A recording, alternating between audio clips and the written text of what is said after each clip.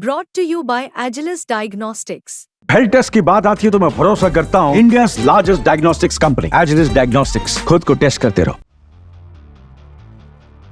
तुर्की के राष्ट्रपति रजब तैयब एर्दोगन के लिए मुख्य फतवा देने वाले इस्लामिक जानकार हैरतीन करमन ने कहा है कि तुर्की को इजराइल का मुकाबला करने के लिए परमाणु हथियार बनाने चाहिए। 90 साल के इस्लामिक जानकार तुर्की मुस्लिम ब्रदरहुड के प्रमुख विचारक करमन का कहना है कि तुर्की की वर्तमान क्षमता इजराइल को रोकने के लिए काफी नहीं है। तुर्की के इस्लामिक अखबार यानी सफक के लिए लिखे एक लेख में करमन ने कहा, या तो इस्लामिक दुनिया को एकजुट हो जाना चाहिए और चीन रूस के साथ सहयोग करना चाहिए, या फिर तुर्की को परमाणु हथियार हासिल करने की दिशा में आगे बढ़ना चाहिए। करमन ने रक्षा उद्योग और तुर्की की पारंपरिक युद्ध क्षमताओं को बढ़ाने में एर्दोगन सरकार के प्रयासों की प्रशंसा की। हालांकि उन्होंने तुर्की के परमाणु अप्रसार संधि पर हस्ताक्षर करने के फैसले की आलोचना की है। उन्होंने कहा कि परमाणु संपन्न देश उपनिवेशवादी प्रवृत्ति के हैं और वो इस संधि के जरिए अपना शोषण बनाए रखना चाहते हैं। उन्होंने लिखा, परमाणु संपन्न देश जिन देशों का शोषण कर रहे हैं, अगर उन देशों के पास परमाणु हथियार आ जाता है, वो अपना उत्पीड़न जारी नहीं रख पाएंगे।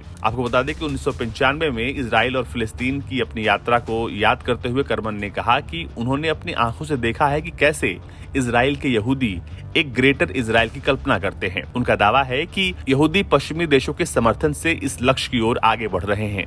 उनका दावा है कि यहूदियों के ग्रेटर इजराइल में दक्षिण पूर्वी तुर्की के कुछ हिस्से भी आते हैं। राष्ट्रपति एर्दोगन ने अपने भाषण में भी इस दावे को दोहराया है। एर्दोगन ने आरोप लगाया है कि इजराइल तुर्की के क्षेत्र को हड़पना चाहता है।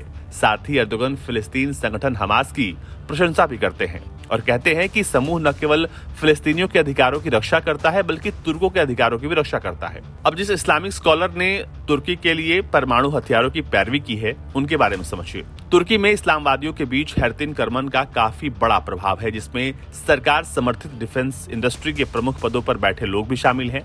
और ये पहली बार नहीं है जब करमन ने परमाणु हथियार विकसित करने की वकालत की है। 16 मार्च 2017 को यानी सफक अखबार के लिखे एक लेख में उन्होंने तर्क दिया, हमें इन हथियारों को खरीदने के बजाय बिना किसी देरी के और पश्चिमी चेतावनियों की परवाह किए बगैर इन्हें खुद ही बनाने पर विचार करना चाहिए। करमन एर्दोगन को दुनिया के सभी मुसलमानों के नेता या खलीफा के रूप में चित्रित करने के समर्थक हैं और अब इन्होंने एर्दोगन से कहा है कि वो परमाणु हथियार बनाने के बारे में जरूर सोचें। ब्यूरो रिपोर्ट, भारत तक।